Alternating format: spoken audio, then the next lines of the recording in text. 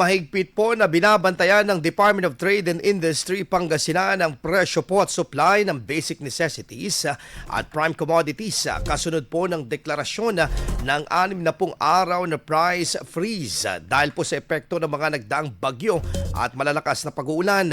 Batay po sa pinakahuling monitoring po ng ahensya, nananatiling stable ang presyo ng mga pangunahing bilihin at wala pang naitalang paglabag sa price freeze policy. Tiniyak din po ng DTI na sapat ang supply ng mga basic necessities at prime commodities na inaasahang tatagal ng 2 hanggang 3 linggo sa kabila ng banta ng kalamidad.